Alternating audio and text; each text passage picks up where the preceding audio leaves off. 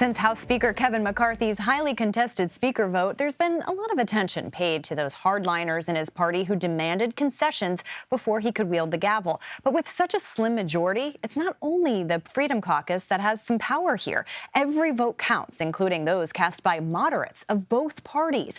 And we could see those dynamics play out in the coming weeks in negotiations over the debt ceiling.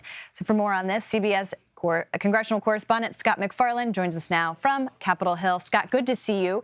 So I understand that you actually sat down with two members of the Problem Solvers Caucus, and I'm just so fascinated by this dynamic of moderates having some power here because I think it's just something that's under considered. What did they have to tell you?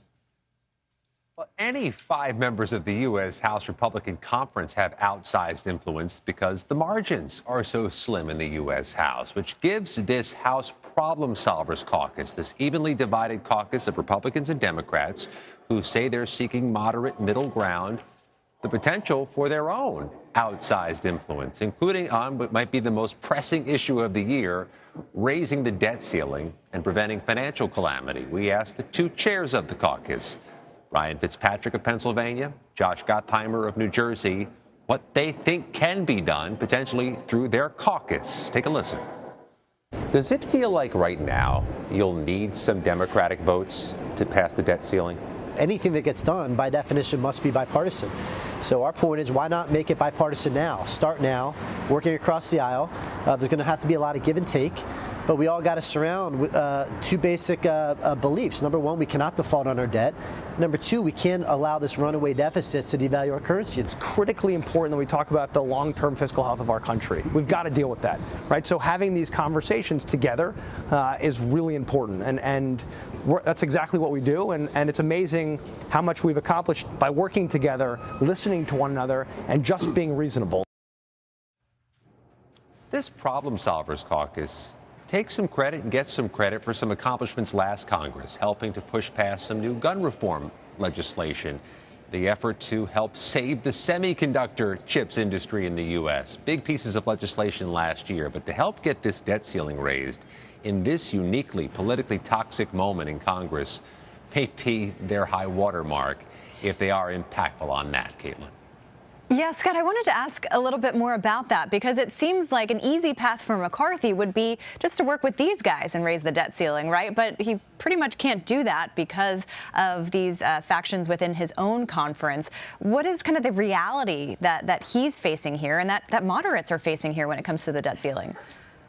I think there's just all those political landmines that surround any House Speaker with this narrow margin, especially one in which you can only afford to lose 4 votes on anything.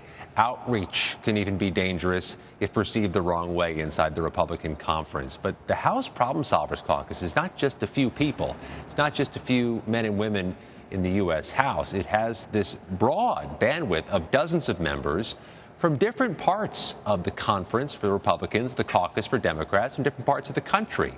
So we pressed the 2 congressmen about what else can be done as this Congress continues. 2 years ago, this exact question on gun safety, right? And guess what? People said there's no way you'd ever be able to sit down and work this out. We passed last Congress, signed into law, common sense gun safety legislation. Is there still more to do? Yes, and that's why I'm working on that with Brian and others as well. One of my responsibilities is to, make sure that within our conference, I start to have as many conversations as I can, ensuring then that we can have the best of both worlds. We can protect the Second Amendment and still protect community safety, protect our kids, protect our schools. They're not mutually exclusive. Doing outreach to bring some of the newly elected into this Problem Solvers Caucus. It's just one of those times, Caitlin, where all the groups, all the factions, all the coalitions in the U.S. House have some leverage, because when only 5 people can defect and kill some legislation, everybody has some leverage. That's true, and why not exercise it when you can, I guess, is the thought. Some power that Kevin McCarthy does have is to decide who goes where on committees, and this week he announced that Adam Schiff and Eric Swalwell are no longer going to be on the Intelligence Committee. Can you tell us a little bit more about that and kind of where things head from there?